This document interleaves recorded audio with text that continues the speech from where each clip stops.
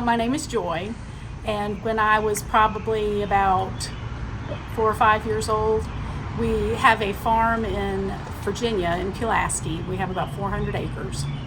And I have a friend, my cousin lives in Kentucky, and so we had birthdays that were very close to each other. My sister had one in July, she had one in July, and I had mine in September. So instead of having 3 different parties and us all having to come down from Kentucky and Virginia and South Carolina and everything, we'd have one big birthday party in August, because my mom's birthday was in August too. So this was late 70s, around in there, Pulaski, Virginia, in August, in the afternoon. We were having our big birthday party. We had lots of picnic tables set up with everybody sitting around the picnic tables. We had the ponies out.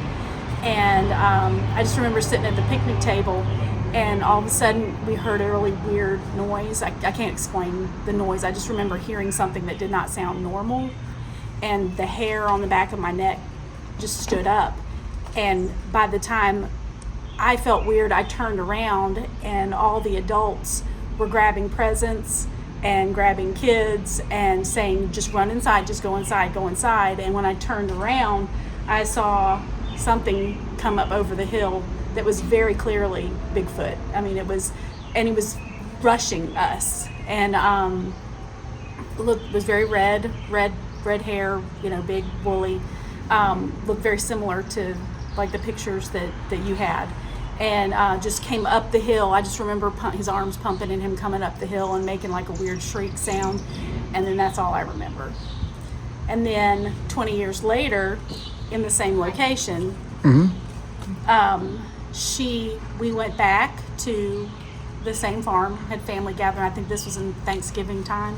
2008, 2009. Yeah, around 2008, 2009. And she was in the car with my aunt and my cousin. And they came in and they were all white as a sheet. They were all terrified. They had all were just running, diarrhea of the mouth about something that happened. And they were in the same location. It was at night. And they were driving down the road, and something came out on 2 hind legs out of the woods and in front of the car. Scared Carolyn half to death, and I had woken up and I hear, ah!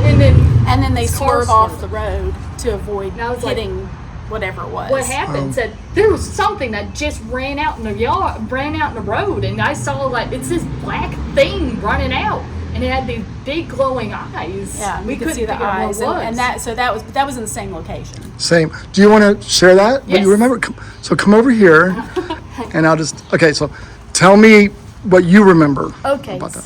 So I was like 9, 10, and I'm laying out flat in the back of the car with Kirsten and Carolyn, with Carolyn in the front, Kirsten in the side in the passenger seat, and all of a sudden, and I'm half asleep, and all of a sudden I feel the car swerving. I jump up, I sit up, and Carolyn is freaking out. Kirsten is too. Carolyn, it didn't take much to freak Carolyn out, but Kirsten's very reserved. Yeah. She was freaking out too, and I was like, "What the heck happened?" And she said, "There was something that just jumped out, that just ran past us. It was this big black blob with glowing eyes, and we almost hit it." I said, and I said, "What was it?" It said, "We don't know." It said it was just really big. Well, was it a dog? No, it was too big to be a dog. Yeah. What did they describe? Was it on 2 legs or 4 legs? It might have been running on 4. It might have been down. I thought when she told us when they got home that it was on its hind legs. It might have been on its hind legs. Yeah, and that's what scared it, as it came up and went across the road. Right. Those people that saw it, are they still alive? Carolyn is still alive, but Kirsten passed of cancer. Yeah. Maybe I can interview her, Carolyn, about that. Mm-hmm. So tell me again, let's go back to your first sighting. Sure, yeah. How far away was it, would you say? From here to the corner. We were up on a hill. The backyard kind of sits up on a hill in the corner of that building. So I guess that's 20 feet? Yeah, I would say 20 feet or so, yeah. And came up over the hill it was a wooded area that held the back of the property. And so he came up, or she came up over the hill about 20-25 feet from where I was. So very close. Very close. And any other details you can remember about the creature? I just remember him having a very open mouth, and I saw his teeth, and it was like slimy, and I just remember that, and that scaring me very badly. Just, What did the teeth look like? he had canines, not like huge canines, but I just remember it looked like human teeth, but exaggerated human teeth. Like these teeth Yes. were bigger. Any other details about the face? No. No. How long did the entire thing last? From the time when I felt the prickles on the back of my neck to the time that they grabbed us and we were all running in was probably within about 3 minutes. And how long did you see it for? Probably about 30 seconds. 30 seconds. Because I saw it and I was in someone's arms and they were running towards the house and I was faced like that way looking at them as I was getting dragged back into the house. Do you remember what the body looked like? It was red and hairy and muscular. Like a red, fluffy, not fluffy, but like very disheveled. Like kinda. Leo? Like Leo No. if you didn't groom him? No, it was almost like an orangutan is what I would Yeah. explain. Like the one at Cincinnati, the Yes. big one that we saw at Cincinnati. Yeah. And what would you say had the overall shape of a bear or a human? No, it had shoulders. It had a smaller head and wide shoulders. Like I said, it was pumping his arms as he Okay. came up. So it was not like, because bears are very They narrow walk like- and walk kind of like this. But he was like pumping. He was it was like you were talking about. What it made me think of is like when you were talking about how they kind of fake rush you or something. Mm-hmm. But he was mad. And I had never heard of anybody talking about like an encounter with one that was aggressive like that, but Right. I was, of course, I was young too, but Yeah. it scared me very badly.